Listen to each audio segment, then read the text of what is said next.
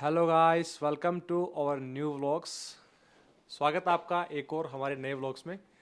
और अभी जो है 2-3 दिन, क्या 3-4 दिन हो गए थे हमारे कोई व्लॉग्स नहीं आ पा रहे थे। उसके लिए आई एम रियली तो हुआ ये था कि पिछले 3-4 दिनों से थोड़ा सा खुद का मेरा शेड्यूल जो है, मतलब मेरे पर्सनल काम का ही जो शेड्यूल है, थोड़ा हेक्टिक ऐसे चल रहा था। टाइम मिल नहीं पा रहा था इन चीज़ों के कारण। जो है व्लॉग्स तो मतलब पॉसिबल थे ही नहीं, इनके व्लॉग्स में बहुत ही कम आना हुआ। और कुछ मूड सा भी ऐसे सही न था नहीं, मतलब काम को लेके ही। तो व्लॉग्स जो है नहीं बैठ पाए, तो उसके लिए आई एम रियली सॉरी। लेकिन अभी सभी भाईसा हुकुम जो आप कमेंट करते हो, सभी बना भाईसा, उन सभी कमेंट्स के बाद मुझे सही में पता लगा। ऋषभ की मम्मी ने बोला कि इतना ज़्यादा प्यार आपके लिए देख के, और इवनिंग व्लॉग्स। तो उसके बाद हमने सोचा ठीक है, क्यों ना इस कड़ी को फिर से जारी रखें। लेकिन आपके लिए एक नई जो चीज़ है वो ये है कि उसके लिए मैं आपको मतलब सॉरी भी चाहता हूँ, और हो सकता है आप इससे खुश भी हो कि चलो एटलीस्ट व्लॉग जो है टाइमली आएंगे। हमने सोचा ये कि हम हर हमारा एक दिन, लास्ट डिसीजन हाँ जो हमने जो रहा वो मैं फाइनल आप ये सोचा कि हम हर एक अल्टरनेट डेज पे जो है व्लॉग डालेंगे। मतलब एक दिन, जैसे आज हमारा व्लॉग आ रहा है आप देख रहे हो, तो कल हमारा व्लॉग नहीं आएगा, कल इसी को देखो, या जो वैसा हुक्म नहीं देख पाए हो वो लोग जो उसी को देखो। उसके बाद जो है नया जो व्लॉग देखेंगे वो आप नेक्स्ट डे देखेंगे, नेक्स्ट डे को छोड़ के उसके नेक्स्ट डे। मतलब आपको हर एक अल्टरनेट डे को छोड़ के फिर आपको व्लॉग मिलेगा। इस तरह से हम मतलब डालते रहेंगे। मॉर्निंग का व्लॉग कंटिन्यू आएगा और इवनिंग का व्लॉग ऐसा रहेगा, क्योंकि आप सबको पता ही है इतना टाइम इनके पास भी नहीं है और एडिटिंग मुझे ही करनी पड़ती है दोनों व्लॉगों की। तो मैं भी साथ साथ में नहीं कर पाती, फिर उस चक्कर में मैं जो मॉर्निंग वाले व्लॉग है ना वो ऐसे अच्छे से नहीं दे पाती। तो हम दोनों ने डिसाइड किया है कि एक दिन छोड़ के एक दिन व्लॉग देंगे, तो एक दिन हम व्लॉग शूट कर लेंगे, सेकेंड डे हम उसकी लास्ट एडिटिंग टाइम कर लेंगे। जहाँ पे व्लॉग्स हमने एंड किया था, और उस जगह हुआ ये कि हमने दो टॉपिक छोड़े थे आपके सामने। एक ये कि हमारे जो पूजा भाईसा है, जो नए सब्सक्राइबर भाईसा है, उनको हम बता दें कि पूजा भाईसा जो है वो कौन मेरी है? साली साहिबा है, मेरी बहन। और इनकी सिस्टर मतलब। और इनके साथ में हमने जो लास्ट व्लॉग किया था उसमें ये हमने पेंडिंग छोड़ा था कि एक तो जब मेरा रिश्ता आया था इनके घर में, तो पूजा वैसा के क्या विचार, क्या फैक्ट्स जो इन्होंने इनको दिए कि ये रिश्ता आपके लिए सही है। मम्मी से जैसे आपको पहले मिलाया था, जब इनके घर पे रिश्ता आया था, तो हम्म। मेरे मम्मी जो है मतलब सासू माँ, सासू उन्होंने माँ। क्या सोचा था रिश्ते के लिए, तो पहले आपसे मिल लिए थे। आज वही चीज़ हम पूजा बाईसा से पूछेंगे तो ये बताएंगे। और दूसरी जो चीज़ ये कि इन्होंने यूट्यूब जो स्टार्ट किया, स्टार्ट मैंने। मैंने करवाया, पर कंटिन्यू इनको करने के लिए क्या मोटिवेशन मिला जिसके लिए इन्होंने कंटिन्यू किया। तो ये दो क्वेश्चन हमारे पास रहेंगे, जो आपको इस व्लॉग्स में इन दोनों के आपको आंसर हम देने की ट्राई देने करेंगे। ट्राई करेंगे, अगर और हाँ, टाइमली बैठ पाया तो। हाँ हम ट्राई फुल करेंगे, बैठ ही जाएगा मतलब, ऐसे मानो आप तो। अब जो है हम ये बताएंगे। अभी पहला जो टॉपिक रहेगा वो पूजा वैसा के साथ हम ये डिस्कस करेंगे कि जब मेरी शादी की जो फोटोग्राफ्स वगैरह इनके घर पे गई, या उसके बाद जैसे भी जो रिश्ता हो गया था कि हाँ ठीक है ये रिश्ता आया है, तो इसके बाद में मतलब पूजा वैसा के क्या विचार थे, क्या ओपिनियन क्या थे मेरे रिश्ते के बारे में, कि इनको सिलेक्ट किया जाए कि नहीं। और ऐसा भी नहीं कि रिश्ते इनके पास और नहीं आ रहे थे, और भी आ रहे थे। तो पूजा वैसा जो है आगे बताएंगे कि क्या विचार थे, क्या फैक्ट्स थे इनके बारे सच बताऊं हाँ, में। सच ही सच सच बता बताना है आपको, सब कौन डालना कुछ। घर को भी है। तो जीजो सा की जब फोटो वगैरह घर पे आई तो मेरा कोई खास विचार नहीं था, मतलब मेरे को इतना क्योंकि कोई छोटी नॉलेज नहीं थी था, मैं ये। उस टाइम पे छोटी थी। तो जीजा ने मेरे को पूछा कि देख फोटो है ना, कैसे लग रहे हैं तेरे को, तो मैंने फोटो देख के ये बोला कि सुंदर है।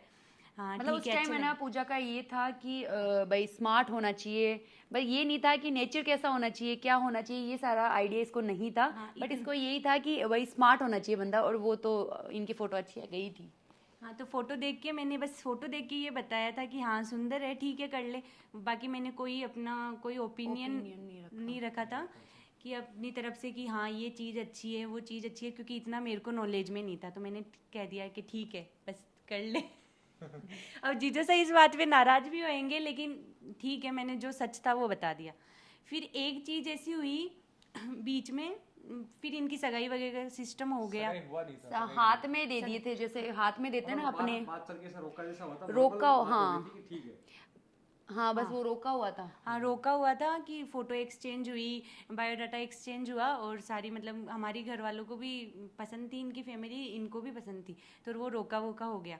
फिर जीजा की तबीयत ख़राब हुई थी बीच में, तो इनको है ना जयपुर नहीं, एडमिट। पहले सिक्कर दिखाया, सिक्कर दिखाया कंटिन्यू, वहाँ से मैंने टेबलेट ली है। कितने दिन 4-5 महीने कंटिन्यू मेरे ना कोई प्रॉब्लम हो गई थी। तो उस वजह से फिर सीकर वाले डॉक्टर ने ये बोला कि आप है ना ये वाली जो प्रॉब्लम है हम नहीं संभाल सकते, आप है ना इनको जयपुर लेके जाओ। तो मेरे आप सबको मैंने बताया भी था, नानीसा नानोसा ये सब जयपुर ही रहते थे। तो फिर नानीसा ने ज़्यादा फोर्स किया कि तू यहाँ पे भेज, मतलब कमोदी मेरी मम्मी का नाम है कमोद कंवर, तो कमोदी तू अठे भेज। मैं अठला डॉक्टर ने पूछ के सब कुछ जो भी एक बीमारी है बा अठे ही क्लियर होगी, तू आपने अठे भेज दे एक बार। तो फिर मैं जयपुर आई। फिर जयपुर में आने के बाद में जब हम हॉस्पिटल गए तो हॉस्पिटल जाते ही है ना मेरे को एडमिट कर लिया था। हाँ, तो जयपुर लेके आए। फिर डॉक्टर ने ये बताया कि है ना पहले तो है ना 5-6 दिन, मतलब 5-6 महीनों से है ना 5-6 महीनों से है ना ये जीजा की दिक्कत ही हो रही थी, मतलब पेट में दर्द रहता था और परेशान भी हो रहे थे। तो फिर हमने ना अच्छे डॉक्टर को दिखाया, अच्छे हॉस्पिटल में दिखाया जयपुर। डॉक्टर ने बताया कि 5 mm का ट्यूमर है तो उसको सर्जरी के थ्रू निकालना पड़ेगा। वैसे ज़्यादा सर्जरी होगी। हाँ, दूरबीन से सर्जरी होगी, ऐसा कोई मेजर सर्जरी नहीं होने वाली। तो आप है ना अगर चाहो तो निकाल दें हम। तो फिर मेरे नानी सा ने बोला कि 1-2 हॉस्पिटल और देखते हैं। तो हमने 1-2 हॉस्पिटल और भी ट्राई किया, तो वहाँ पे भी सेम हमें यही प्रॉब्लम बताई। फिर नानी सा ने बोला कि जहाँ पे पहले जो मेरे बड़े वाले मामी सा है उनको ज़्यादा नॉलेज है, तो उन्होंने जो हॉस्पिटल बताया हमें, तो फिर हम है ना वहीं पे हमारी मेरी जो सर्जरी हुई थी वहीं पे हुई थी। फिर अच्छे से सर्जरी हो गई थी। फिर उसके बाद में ऋषभ के पापा क्या मुंबई थे। तो सर्जरी हो गई। फिर जीजोसा को जब पता चला कि भाई ऐसे एडमिट हो रहे हैं हॉस्पिटल में, तो जीजोसा क्या उस टाइम पे बॉम्बे जॉब करते थे। मेरे को इतना तो पता नहीं, शायद बॉम्बे जॉब करते थे। तो बॉम्बे से जीजोसा मतलब एक मिलने के लिए या फिर देखने के लिए उस हिसाब से आए थे वहाँ से। और फिर इनका जो केयरिंग नेचर दिखा वो हमें हॉस्पिटल में दिखा। जीजा कैसे की दिखा हॉस्पिटल में, कैसे कैसे केयरिंग नेचर दिखा? तो वो केयरिंग नेचर देखा मैंने हॉस्पिटल में, थोड़ा सा नोटिस किया इनको। जब जीजा को सर्जरी के लिए लेके जा रहे थे अंदर, तो जीजोसा का मुंह ऐसे हो गया था एकदम हाँ, उस टाइम छोटा सा मुंह हाँ। और आंखों में आंसू। झूठी झूठी झूठ नहीं, आंखों में सच। आंसू सूट। और वहां नहीं, पे वो है ना तो मैंने जीजोसा की मैंने भी मम्मी भी देखा था। थे। यदि है ना मैं झूठ बोल रही हूँ तो उनसे भी पूछवा दूंगी। मेरे नानी सा भी थे, मेरे मामू सा भी थे, सब लोग थे। मतलब सब लोगों ने देखा था इनके आंखों में क्या, मतलब आंसू थे। हम लोगों की आंखों में भी नहीं थे वो आंसू, तो मैंने भी इनकी देखा था, क्योंकि उस टाइम क्या मैं भी होश में थी। जब मैं आई थी ऑपरेशन मेरा हो गया था, उसके बाद में तो मुझे कुछ नहीं पता, क्योंकि 6-7 घंटे में बेहोश रही थी। तब भी मुझे नानी सा ने बोला कि बना तो रोबा लाग गया, बना तो तन जिए। सच में रोने लग गए थे जीजोसा जब है ना अंदर चले। हाँ, अच्छा नहीं, सच बोल रही हूँ, सच में रोने लग गए थे। मैं तो इनको अभी हमें रुला ना दूं 2 ही मिनट में। तो वहाँ जीजोसा को ऐसे लगा पता नहीं क्या होगा क्या नहीं होगा, वो तो यही जाने क्यों रोए या फिर क्या हुआ। उस टाइम पे मैं भी जीजा के पास ही थी। तो ना मतलब जीजा को जैसे सर्जरी से लेके आए वापस, तो फिर 2 दिन उनको एडमिट रखा था हॉस्पिटल में। तो जीजोसा का नेचर, जीजोसा ऐसे केयर करते थे, कभी फ्रूट लेके आते थे, कभी क्या लेके आते थे जीजा के लिए। मतलब वो एक अलग ही इनकी इमेज थी ना, वो मेरे माइंड में अलग ही बन गई। चीज़ ऐसी थी जो हम सब के दिमाग में ऐसे हो गया, फिक्स हो गया कि नहीं यही करनी है अपन को शादी। ना तो कोई ज़मीन देखनी है, ना कोई जॉब देखनी, कुछ भी नहीं देखना। बस ये एक चीज़ ऐसी हुई जिसकी वजह से है ना हम लोगों ने डिसीजन पक्का कर दिया वहीं कि यही करनी है। मतलब इनको तो नहीं पता, इनकी फैमिली को तो नहीं पता, लेकिन हमने वहाँ हॉस्पिटल में ये डिसीजन ले लिया था कि मतलब ये जो जीजोसा के लिए सबने ये बोला, ये लड़का जो है, जो ये जो बना है वो एकदम परफेक्ट है, क्योंकि इनका नेचर ही ऐसा था। और वो एक चीज़ की वजह से है ना, मतलब आज आप लोग इन दोनों को साथ में देख पा रहे हो। अब वो चीज़ जीजा बताएंगे। तो वो बात ये थी, मेरी सर्जरी हो गई थी। सर्जरी होने के बाद में जब डिस्चार्ज का टाइम आया था, तब डॉक्टर साहब ने मेरी फैमिली को और मुझे बुला के कुछ चीज़ें बताई थी। जैसे उन्होंने बोला कि आपकी सर्जरी तो अच्छे से हो गई है बेटा, बट आपके मदर बनने का चांसेस 50% है, 50% नहीं है। तो ये सारी चीज़ें सुन के मैं भी शॉक्ड हो गई थी। मेरी जो फैमिली थी वो भी ऐसे थोड़ा सा डिप्रेशन में चले गए थे उस टाइम। तो घर पे जाने के बाद में मेरे नानी सा ने नानो सा को बोला कि अपन है ना ये सारी चीज़ें बना को क्लियर करेंगे, उनको बताएंगे। अगर वो चाहे तो शादी कर सकते हैं, अगर वो नहीं चाहे तो गिव अप भी कर सकते हैं। तो ये सारी चीज़ें इनको बुला के इनको सारी चीज़ें बताई उन्होंने। तो शादी का तो आप सबको पता ही है, शादी तो ओबियसली हुई है, इसी वजह से आप लोग देख रहे हो इन लोगों को साथ में, इतना प्यार भी दे रहे हो, सपोर्ट भी कर रहे हो। लेकिन एक चीज़ ऐसी, मतलब ये बात ऐसी थी कि हम जानना चाहते हैं कि जीजोसा ने ऐसा क्या बोला अपने घर पे, या फिर इनका क्या रिएक्शन था उस टाइम पे जब हमारी फैमिली ने इनको बताया कि ऐसी सी बात है। तो वो हमें भी नहीं पता, तो अब जीजोसा ही बताएंगे वो बात।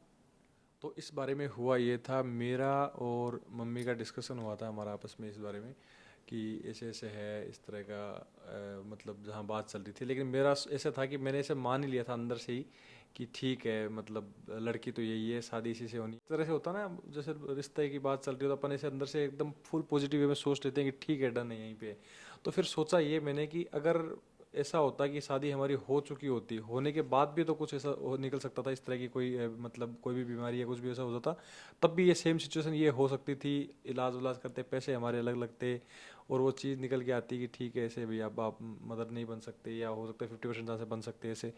तो उस टाइम हमने ऐसे देखा कि अगर ये बाद में, शादी के बाद भी ऐसा होता तो ऐसे थोड़ी लड़की को छोड़ देते, या अब चलो इसको छोड़ते हैं, बच्चे नहीं हो रहे तो दूसरी लेके आते हैं। तो इस बारे में हुआ ये था कि मेरा और मम्मी का डिस्कशन हुआ था हमारे भी घर पे। तो तब हमारा ये निकल के आया कि ठीक है, मम्मी हमने दोनों ने ऐसे म्यूचुअली डिसीजन लिया कि हो सकता है शादी के बाद भी ऐसा कुछ निकल गया था, तब हम क्या कर सकते थे।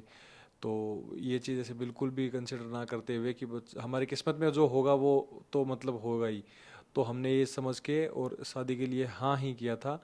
कि फिर भी मतलब शादी के बाद ऐसा सबका रहता है ना, थोड़ा सा मतलब 1 2 3 साल 4 साल तक भी कई लोग वेट करते हैं कि बच्चे नहीं होते बच्चे प्लान मतलब नहीं करते।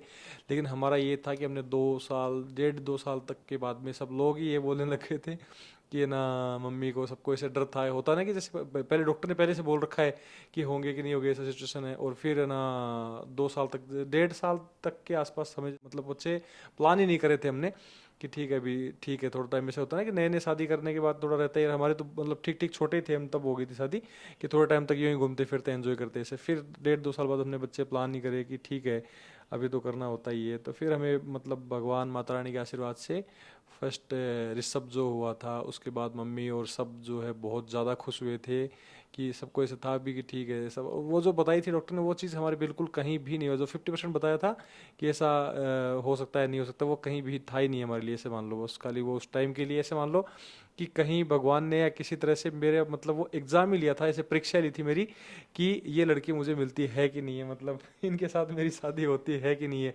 वो मोमेंट के ऊपर मैं मना कर देता तो ठीक, ये चीज़ सोच के तो ये कहीं और ही होते, मैं कहीं और ही होता, और पता नहीं जो भी लड़की आती वो मतलब इनमें जो चीज़ है वो मेरे को किसी में मिल पाती या नहीं मिल पाती। तो ये चीज़ देख के हम मतलब उस टाइम डन किया हुआ, और उसके बाद हम बहुत ज़्यादा हैप्पी थे कि सही हुआ, बच्चे भी हो गए, सारी चीज़ें सही होने के बाद सबको ऐसे होता ही है।